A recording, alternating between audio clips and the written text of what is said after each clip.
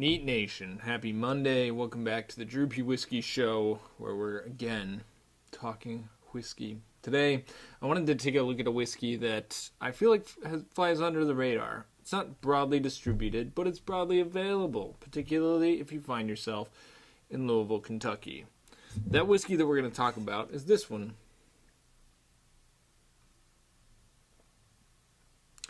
Evan Williams 12-year, 101 proof. What is Evan Williams? It's Heaven Hill. It's the same thing, basically, as this guy. Elijah Craig, barrel proof, except it's not barrel proof. 101 proof versus barrel proof. Barrel proof in Heaven Hill, generally in the 120 to 130 range, can get as high as 140, can get as low as 110. Generally, it's about 125 to 130. This I picked up from the Evan Williams Bourbon Experience, the tour thing in Louisville. The tour is awful. If you want to get a full review of that, I did that. And you can get down in the show notes below. There's a link there. Check that out. But on that tour, they did give us a little tasty taste of this. And I'm like, you know what? That is very good. Very good. And it's a cool bottle that's not available in Wisconsin. So I picked up two. Now, first thing that I have to address before we get to the taste off, which is going to happen, is the fact that this is very expensive. Elijah Craig barrel proof MSRP's in that 70 range, maybe 80 these days, whereas this guy was 130. So that was a little bit tough. A little tough to swallow. So there's a big price disparity here, which is what a lot of bourbon geeks would mention first betwixt these two. Is they'd be like, I can get Elijah Craig barrel proof all the time at $70, and this is $130. That's highway robbery. Well, maybe. But maybe it's better, because I haven't done a side-by-side, so we're about to find out. Maybe it is highway robbery.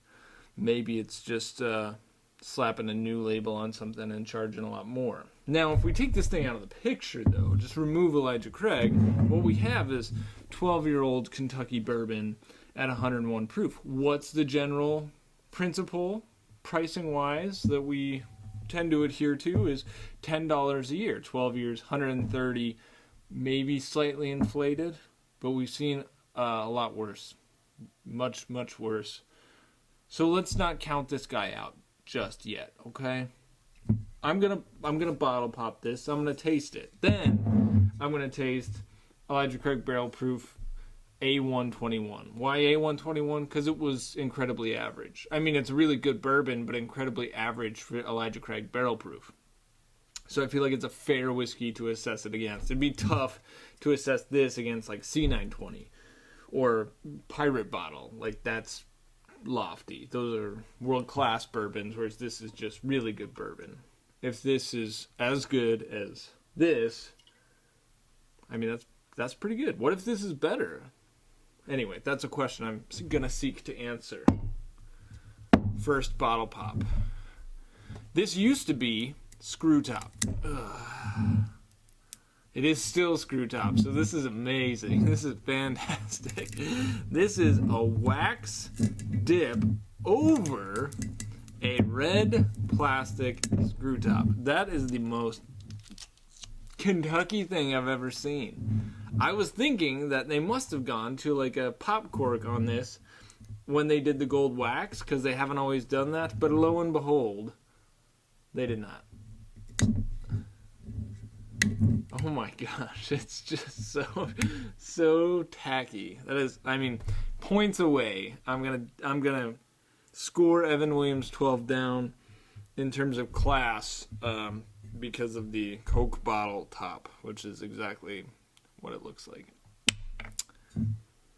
It does smell musty in a really, really good way there. All right, let's get some glasses. What do I want to go with here? Let's go with some Kinsey tasters. Whenever I use these, people are like, what glass are you using? This is called a Kinsey, Kenzie taster. We've got a little entry-proof one. If you're a Patreon supporter, after 3 months, you get this. I've got some going out this week. And this one I picked up when we did our Middle West Spirits pick.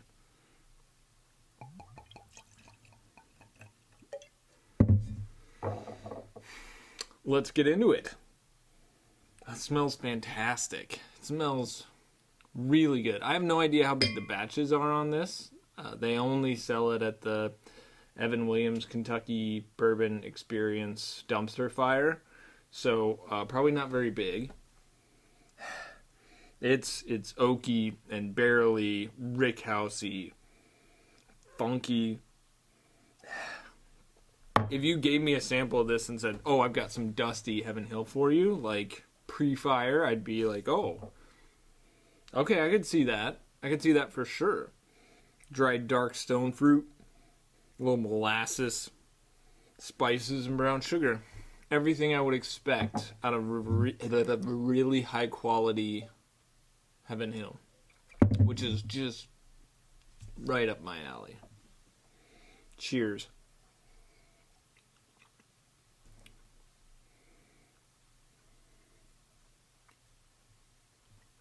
Palate's a little thinner than the nose. Caramely. I mean, it's touching brown sugar. It's got plenty of oak, but the sweetness isn't quite as rich as what I expected upon smelling. Nose is fantastic. The oak is not terribly dry. It's like a sweet oak, just lighter. It's got some barbecue, a little pruny, a little like a homemade Pop-Tart, or if you go to like a hand pie joint and it's got this really great flaky crust on house-made, scratch-made Pop-Tarts, kind of a little bit of that. Not grainy, but this pastry. There's just not a harmonious symbiosis between the oak and the sweetness. It's really good, but taking it on its own, even before we bring in Elijah Craig, my inclination is it's not $130 good. It's kind of like maybe $100 good in today's market. An old bourbon, which is nice, relatively complex, like different flavor pockets, so I'm here for that. Good age profile, which is hard to come by, especially in a world full of young whiskeys. So I'm good on all of that stuff, but it's not exquisite. And for $130 exquisite retail price point, I would expect more. Now, I can get this for $130, where on the secondary market, a lot crappier bourbons are going for a lot more. Last week I did a video on Elmer T. Lee, which is a solid C+, like it's fine. And the secondary on that is north of 200, which is ridiculous. I'm in on this at 130, over that at 200 forever, for always and eternity. Now let's compare Evan Williams 12 to Elijah Craig, barrel proof 12 year. Again, A121 is the batch. There is some variability between batches of Elijah Craig barrel proof. And this one is good. I enjoy it. A lot of similarities in the nose. The Elijah Craig's probably delivering a little bit more of that symbiosis I was talking about. There's also something a little more Twizzlery, a little more red fruit, dried fruit, red fruit. So this one's a little more alive. Also, maybe a touch younger? Yeah, more oaky. More funky, oaky, dusty, which is a positive. A little more fruity here. And a little more sweet. A little more drippy sweetness.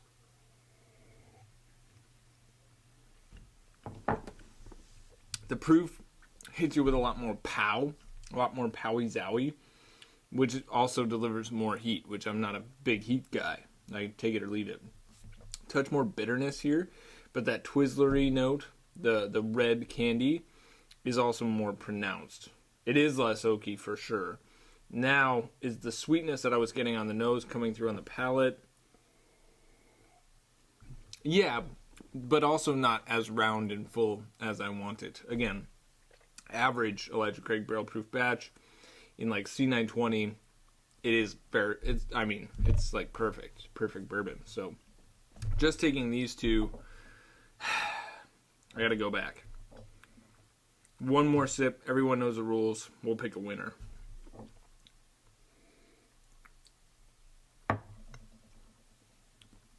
Getting a little bit more creaminess now. Coming off the high proof of the Elijah Craig barrel proof. Get it nice, creamy.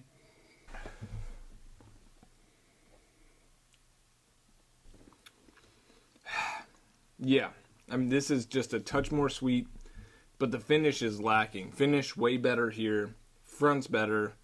But overall, I'm going to give the quality of these two pours to the Evan Williams 12. I think it tastes older. I think it tastes a little better. It is proof down a little bit. I don't mind that so much. Now, is it worth the extra $50? I don't think it's $50 better if you're just going off MSRP. So, should you pick this up?